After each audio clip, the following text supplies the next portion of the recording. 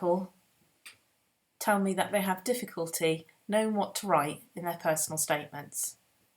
So here's a little guide on what you should be doing. All of the IRSE checklists are all the same setup. So at the first, you start off with the applicant's name. So we've got Joe Bloggs here. Then you can put in the phone number and their email. If it's an initial application, so that's the first one for this category, you can click there. If it's a one that you already hold and after the date there is an S, then you're at the 5-year surveillance point and you can click there.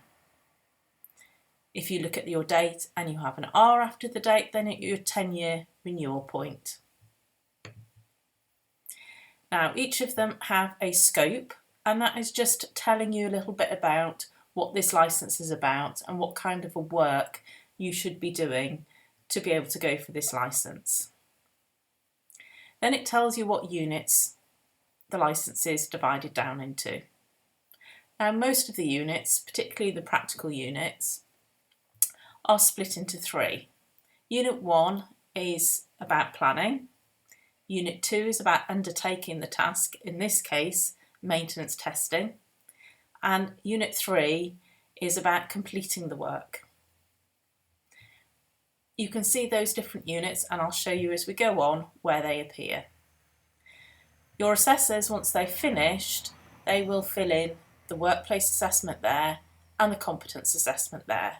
So you don't need to do anything with those at all. The second page on all of them is a little bit about all the different types of assessment you could be doing. So you can just have a read through that. Page 3 is always where the interesting stuff comes in. Okay, where I said before they're divided into units, you can see which unit you're on because it says up here. So Unit 1, plan and prepare the required testing.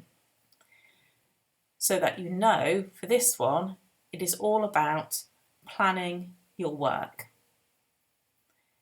So, if we have a look, they're divided, each unit's then divided down into criteria. In this case, 1.1. So we know it's number 1 because it's Unit 1, and this is the first criteria. And this is about collect the information needed to prepare the plan. Now, sometimes people get a bit worried about the wording that's used on here. The reason the wording is as it is because the IRSE checklist is not written just for assessments that take place in the UK. They are written for any railway anywhere in the world. So that's where you'll find these generic statements. You just need to apply them to what you do. So in this case, it's about collect the information needed to prepare the plan. So you ensure that the information gathered is relevant to the work to be carried out and confirm that the work is suitable for maintenance testing. The work can be both immediate and pre-planned. Where the nature of the work is immediate, the information may only include the location and type of equipment and the selection of the appropriate predefined test plan. So you need to write about how you collect the information so that you know what work you need to be doing. Now, when you write your personal statement, you need to write it historically. So you need to say what you have been doing, not what you would do, but what you have done. So pick a job that you've been working on recently and talk about that job all the way through. You might want to add some interesting bits from other jobs where you've been working on different equipment or doing different types of work. Feel free to add those in as well, because the more you can put down to show the variety of work that you've done, the better. So when you write your personal statement, it should always be I, because it's about you and it's about what you have done in your work. So in this case, I have been working on the renewals work at Brecon Town Station. Now, you can see as I was typing there, I made a few mistakes. That's fine, because this is a Word document and you can just go back and change any mistakes. We're not checking spelling, so you don't need to worry about your spelling.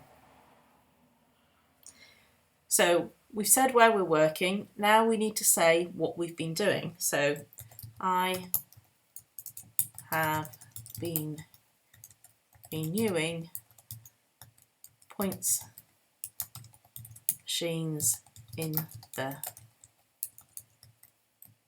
station area. So I've said where I'm working and what I've been working on.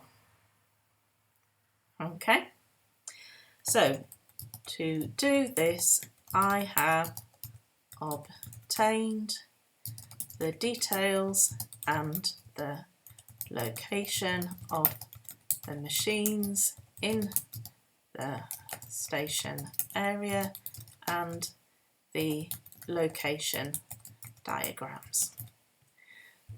So this is collecting information, and I've just said how I collected the information, what information I got. Now, to prove that it was you and not somebody else who did it, we need to have those documents because they will have your details on them. So in the supporting evidence, we can call it evidence number 1 is the signalling plan for Brecon Town, February 2020. We also have evidence number 2 is location diagrams, Brecon Town,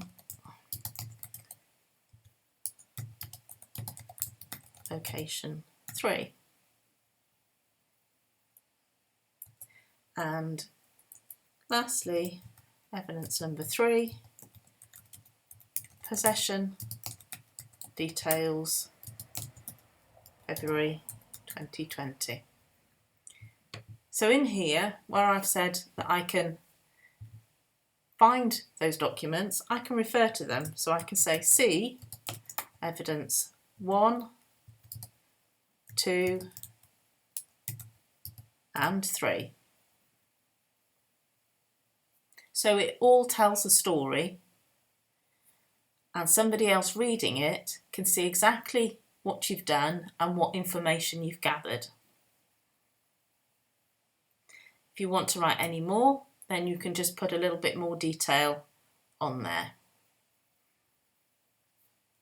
These evidence numbers will match up to an evidence list that you create so that all your evidence is easy to find.